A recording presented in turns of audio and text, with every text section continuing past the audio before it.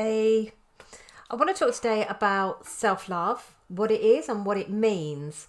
So it's not about vanity and pouting in the mirror and taking selfies and putting them on Instagram and saying I'm beautiful. It's nothing to do with that, okay? So it's a really, it's very close to my heart and something that I genuinely practice myself.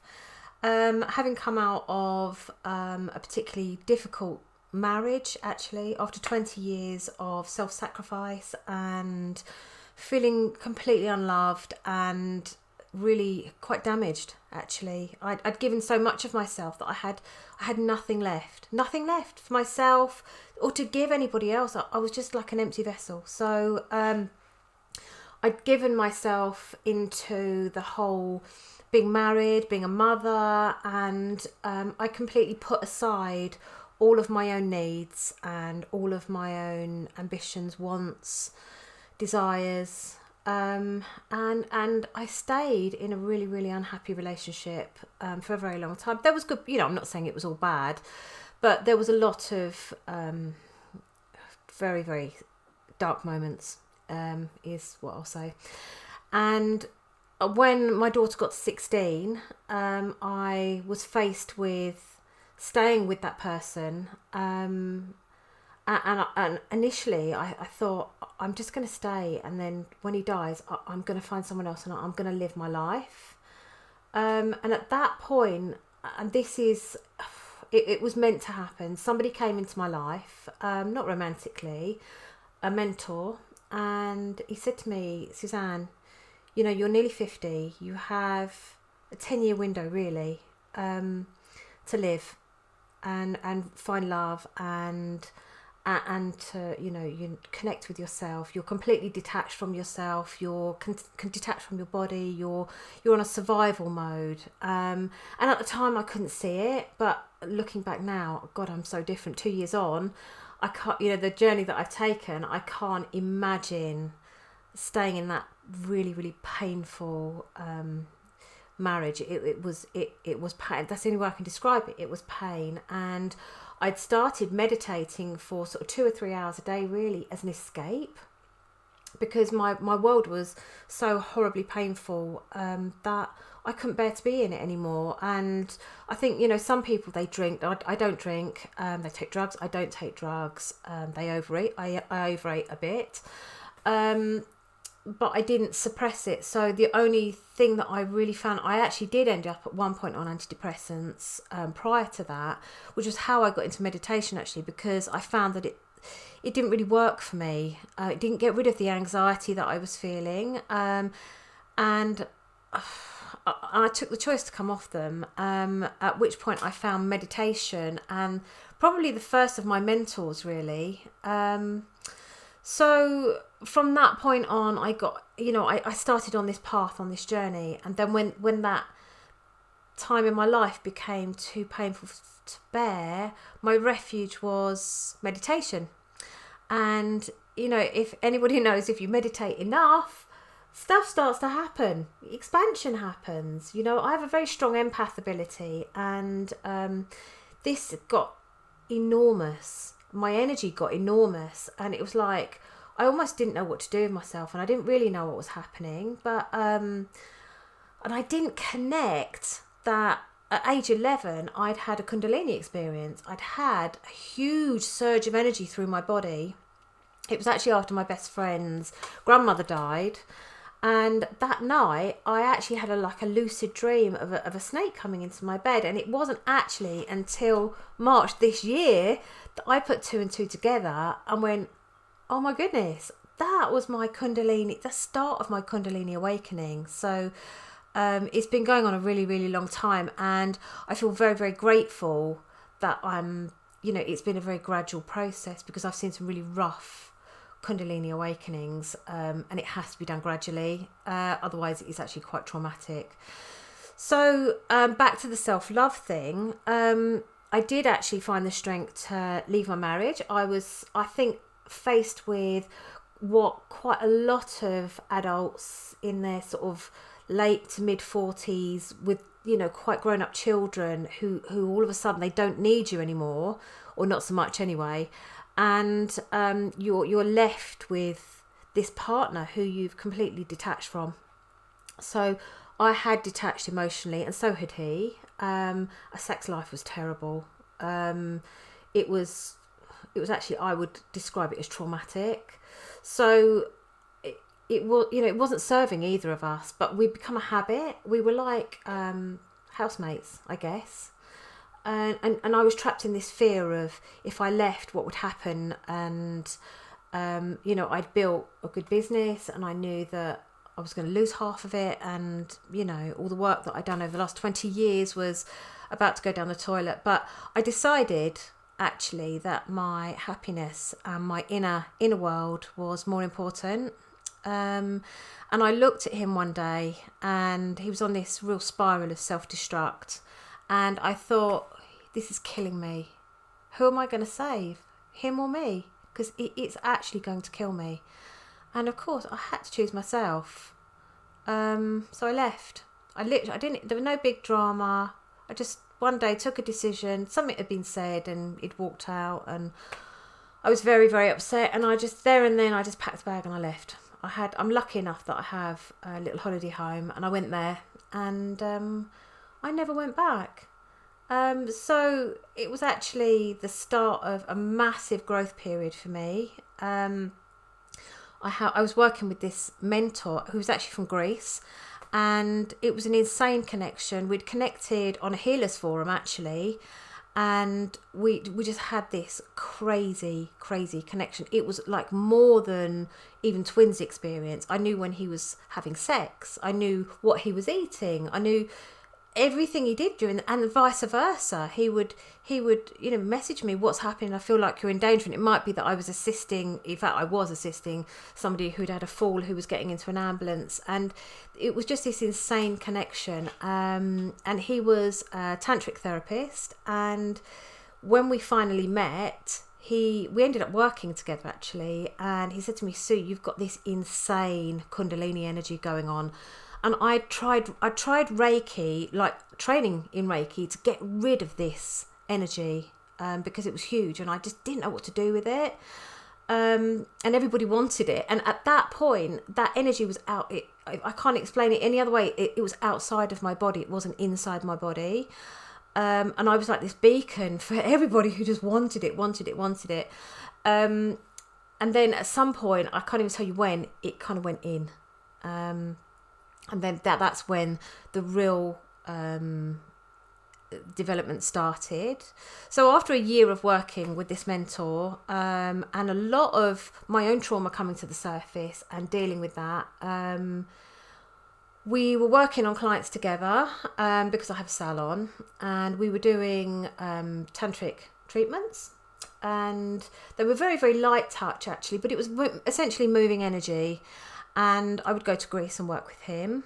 And then one day we had a disagreement to do with the business, and he left, and I was left with the clients. So as an empath, when I've got my hands on somebody, I feel their blockages, I feel where they're blocked, and I needed something more powerful. And I know that when my hands on that client, I can pull energy up through myself, and I can pull energy up through them.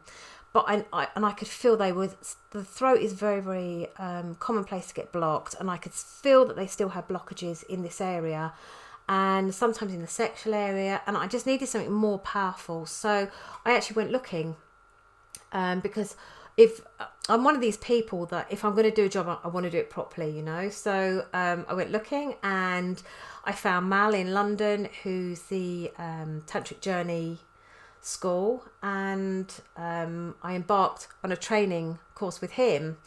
And then I realised that what I'd done for a year previously was the hors d'oeuvres, because nothing prepared me for the Tantric Journey work, because it's deep energy work, and we're using tantric massage, we're doing deep Teo body work and Kundalini breath work, and you literally dive into somebody's existence when you're working with them, and I can be working with them from anywhere from 3 to 5 hours, and I'm working with them on their body. We're doing breath work together, we're both doing the breath work, and So through this evolution and this huge period of change in my life, I had to learn to set boundaries, and this is where we come back to self-love. So in every area of my life, so not just with partners, because I'd had a couple of heartbreaks sort of in the early portion of when I was single, because I allowed people, I naively thought that everybody was, or naive, just looking for the same things that I was. And at that point, I thought I wanted to be in a relationship. And I had friends, I had people around me, I had clients, and I would give 200% of myself all of the time, because I'd got into this habit of, in my miserable life, instead of addressing and dealing with my own problems, I'd been diving in and helping everybody with their problems, because you know what, it was a great distraction from my own misery. But in doing so, it was the most draining and self-damaging thing that I could have done. And I allowed every single person around me to manipulate me, to drain me, to take every bit of my time. So boundaries, this is self-love. Learning some boundaries. And I'm not saying close your heart. I'm saying protect yourself and start to recognise. Most people who are real givers and empaths, they attract people who just suck energy.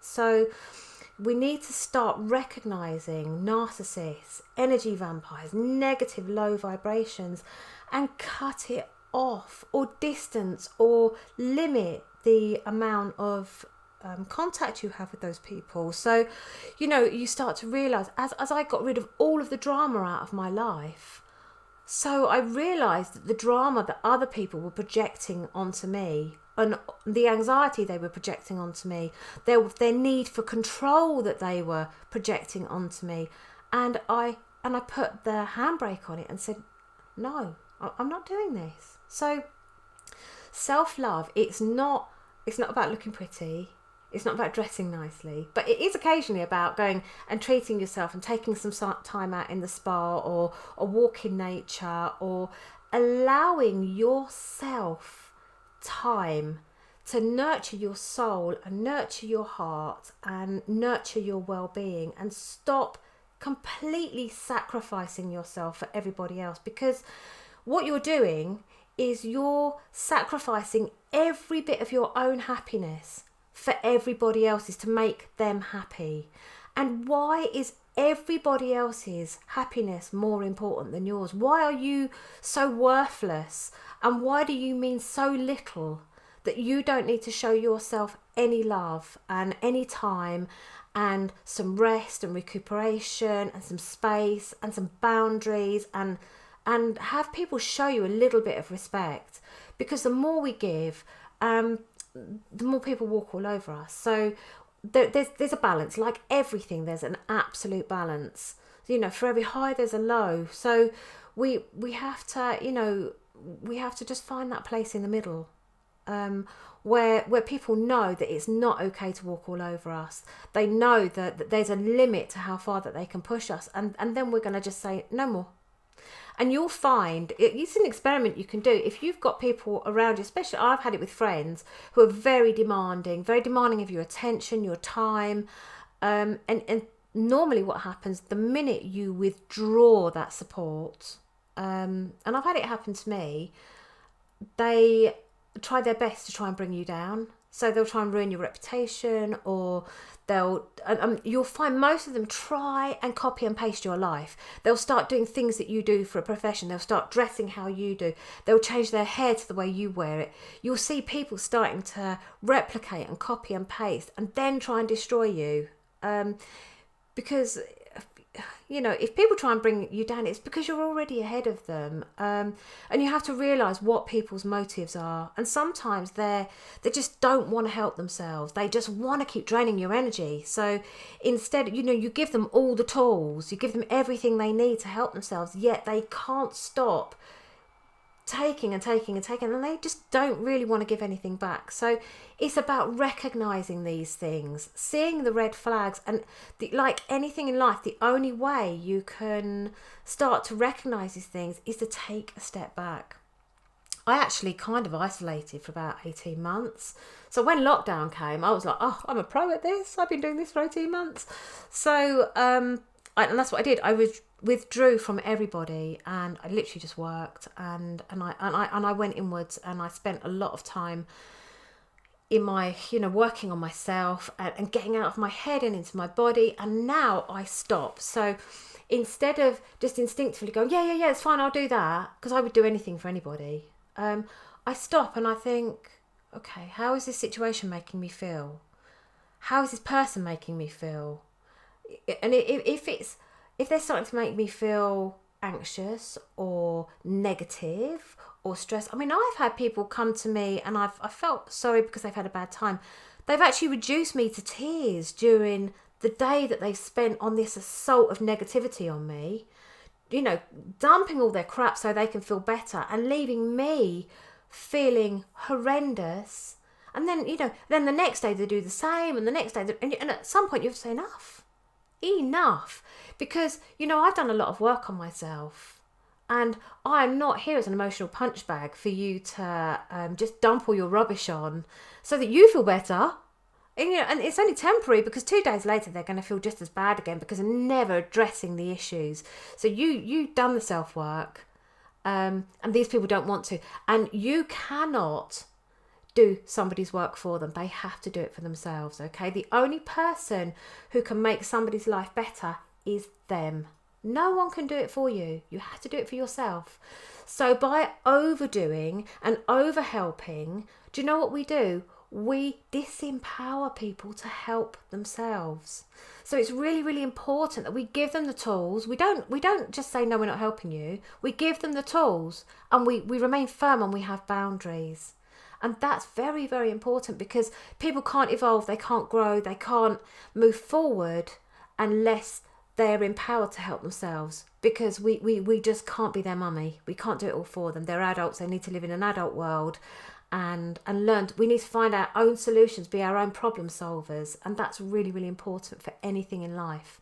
So whether it's in business, in everyday life, in relationships, and find out what serves us. And if it doesn't serve us, we have to make a very conscious decision whether we're going to carry on with it. So that's my own story and my own advice and the things that I practice. And for me, it's been life-changing. So I now I do help people, but I give them the tools, and I don't do it all for them. So it's about having some time to love yourself and respect yourself enough to give yourself some time off, to have some energy, and and delegate some of this stuff. You don't have to do everything. That's actually ego and control. You don't need to do that. So get out of your head, into your body, and start reconnecting with yourself. I mean, this is where my tantric work comes in, because I start to teach people to actually reconnect with themselves, reconnect with their bodies, their hearts, and start to feel and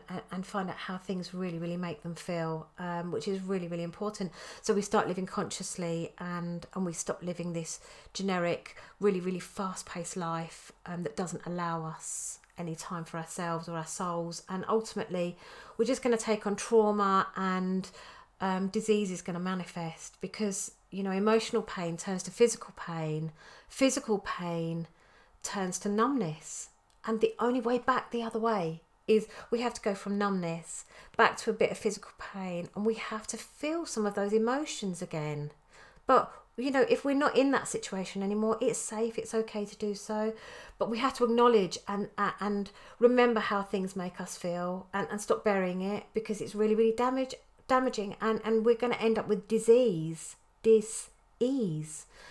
So, love yourself enough to live consciously, and be aware of what you put into your body, whether that be energetically, food, substances, or whatever, and learn to love yourself again. So that's my words for today, and namaste, much love.